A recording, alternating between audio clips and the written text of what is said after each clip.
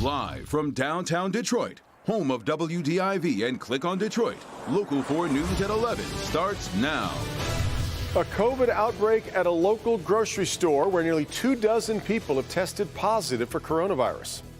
We begin with a reaction to a surprising turn of events. We're living this really bad, horrible movie, and just when we think it can't get worse, it gets worse. A high-profile gymnastics coach with ties to Larry Nassar found dead of suicide. This says he was set to appear in court for 24 criminal charges. Police say John Geddert shot and killed himself at a rest stop in Clinton County. His body was found when he missed an arraignment on criminal charges that include human trafficking, sexual assault, and lying to police to help Larry Nassar. Geddert coached the gold medal U.S. women's gymnastics team at the London Olympics in 2012 and operated Twistar's gym in Diamondale, where elite gymnasts trained. We have team coverage tonight. Jason Colthorpe is in Diamondale hearing from survivors who are upset that he won't see his day in court. Let's start there with Mara McDonald and the case against Geddert. She is at that rest stop along I-96 in Watertown Township. Mara. Devin, good evening. Michigan State Police say that John Geddert's body was found here at this rest stop a little after 3 o'clock today. MSP confirms that he died from a single gunshot wound, self-inflicted, and was found behind one of the dumpsters here on the property. The Michigan State Police shut the rest area down for hours this afternoon after the discovery of Geddert's body. He was supposed to appear this afternoon for his arraignment on those 24 charges.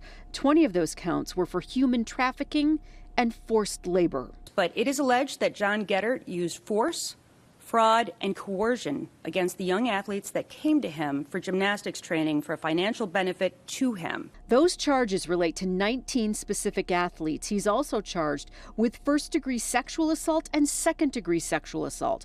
Those charges are connected to a single athlete. And then he's accused of lying to police when investigators asked about Nassar, realized that both investigators and Nassar survivors claim Geddert knew what Nassar was doing and allowed it to continue. Mr. Geddert knew that Nassar was sexually abusing these patients and that he failed to take action, and that when he was asked about it by police officers during the 2016 investigation into Nassar, he lied about that. Geddert was prominent in the gymnastics community, a former Team USA coach. He operated Twistar's gym out of Diamondale, where elite athletes and novices alike came to train. An investigation into Geddert has been ongoing for at least 3 years, originally starting in Eaton County. Back here live, John Geddert had not been arrested on these charges. His attorney had come to an agreement with the AG's office and promised full cooperation that his client would show up at that arraignment this afternoon. The AG's office said it had no indication that he was suicidal or potentially would flee. We're live in Watertown Township tonight. I'm Mara McDonald, Local 4. All right, Mara. Now, a number of gymnasts have blamed Geddert for enabling Nassar, one calling the pair a dynamic duo after Nassar was sentenced back in 2018. Jason Colthorpe spent the day talking to survivors. He joins us live in Diamondale with their reaction to Geddert's death. Jason. Well, and as those allegations and charges started to pile up, Geddert's gym, which used to be here in the Summit, Twistar's gymnasium, started to crumble. And his death today left survivors with sadness. Sadness for Geddert's family that he leaves behind, because it was a tight community. They knew them well, but also sadness for the fact they are not going to get answers now or accountability. My initial reaction was complete disbelief. And then it was sadness and anger. Emily Meinke has a lot of emotions when it comes to John Geddert. He was her coach from a very early age at Great Lakes Gymnastics Club. She started seeing Larry Nassar at age 8, and the abuse began at age 11. It would last 15 years. And I do think it was partially his responsibility to know what was going on inside those doors. John and Larry were best friends. And I think that, I don't know if that clouded his judgment, or he truly didn't know. That's something I think that we'll never find out. I literally couldn't believe it. Rita Weber's daughter Jordan started winning national championships out of Twistars in 2006 under Geddert, culminating with Olympic gold in the London Games in 2012. This latest scandal, though, reminds Weber that they were surrounded by criminals at all levels. It is just something I would never imagine would be part of this whole gymnastics career that you put your child into and expect it to be, a great ride. She was expecting the charges today against Geddert, but not this outcome. I guess I just would have thought John would have fought for his innocence. And so it made me think, okay, maybe he wasn't innocent. I mean, who knows? But I know that I definitely think that there were some punishable things. I do think that it was in some ways a cowardly way out of this. I think that he clearly was not able to face the charges, face all of us, face any of the gymnasts that he's ever wronged in the past.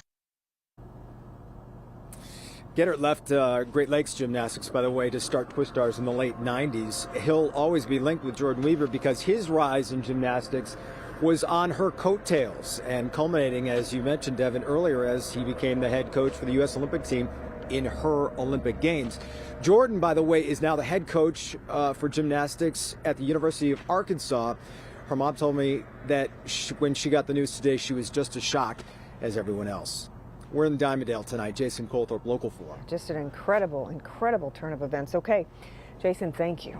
Now, as for the investigation into Michigan State University's involvement with Larry Nassar, Attorney General Nessel says that is at an impasse. Nessel says MSU's Board of Trustees refuses to release 6,000 documents, citing attorney-client privilege. Nessel thinks those documents could provide critical information into who knew what and when. MSU's refusal to comply with my request will leave me with no choice but to close this investigation in a manner that provides no real closure or justice to the people who deserve it. The AG's investigation has led to charges for 3 university officials, including a conviction for former MSU gymnastics coach Kathy Klages.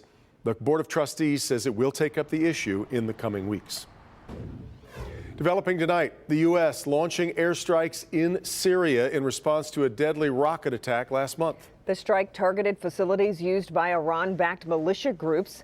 This is President Biden's first military action in office. It was in reply to an attack that killed 1 civilian contractor and wounded a U.S. service member and other coalition troops in Iraq earlier this month. The Pentagon says Iraq is investigating that attack. New tonight, a coronavirus outbreak at a Detroit grocery store. The city says 23 employees have tested positive at the Whole Foods in Midtown. The city has offered rapid testing to all employees. The store says workers who test positive won't be allowed back to work until they test negative. Michigan has marked a vaccination milestone. As of today, the state says 2 million shots have been put into arms. But there's new debate in Lansing over distribution of the vaccines. Senate Republicans approved a $2 billion COVID relief plan with money for schools, testing, and vaccines. It also includes a provision that bars the state from using factors such as race and socioeconomic status when it decides how to distribute the shots. The state health department has been using those factors to get vaccines to the most vulnerable. Democrats tried to remove the provision but failed. Today, Michigan added 1,388 new cases and 48 additional deaths. An update on the shooting we brought you as breaking news last night at 11. Police are looking for 6 men in the shooting at the Farmington Zap Zone. Windows were shot out and shell casings found in the parking lot of the laser tag business on Grand River near Orchard Lake Road. Police have not found any victims. They're still investigating. Former Governor Jennifer Granholm was sworn in tonight as the country's new energy secretary. I, Jennifer Granholm. I, Jennifer Granholm. Do solemnly swear. Do solemnly swear. That I will support and defend. That I will support and defend. The Constitution of the United States. The Constitution of the United States. Granholm won Senate confirmation today on a vote of 64 to 35. 14 Republicans, including Senator Mitch McConnell, voted to confirm her. A classic toy is being rebranded. We'll have a look at what's getting a modern makeover and going gender neutral as well. The U.S. may have a 3rd coronavirus vaccine on the market by this weekend as the country marks a vaccine achievement today. Let's check in with Ben. Kim, even our cool downs are not too bad, but temperatures on the rebound starting tomorrow. We'll see how high they get over the weekend and how much rain's coming with it next. All right, Ben, but first, the head of the U.S. Capitol Police Force says the building needs increased security because there may be another attack on the way, and they have an idea of when. We will be right back.